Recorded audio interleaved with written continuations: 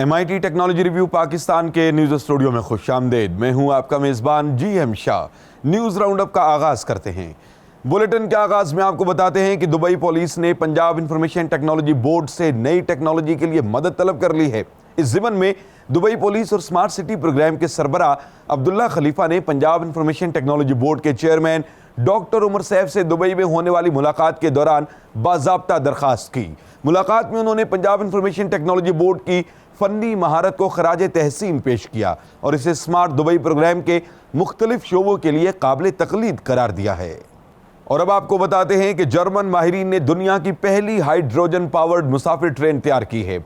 इस ट्रेन को 50 मील फी घंटा की रफ्तार से कामयाबी से आजमाया जा चुका है। ये ट्रेन हाइड्रोजन फ्यूल सेल्स की मदद से बरकी तवानाई पैदा करती है और एक फुल टैंक की बदौलत 500 मील तक सफर कर सकती है। इस ट्रेन को क्रेडिया एलेंट के नाम से मंसूब किया गया है।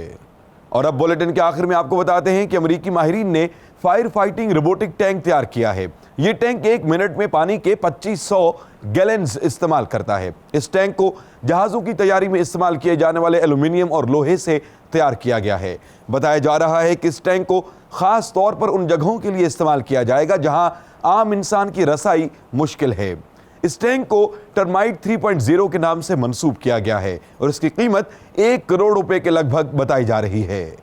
इसके साथ ही MIT टेक्नोलॉजी रिव्यू पाकिस्तान के न्यूज़ स्टूडियो से अपने मेज़बान GM शाह को इजाज़त दीजिए। अल्लाह निगहबान।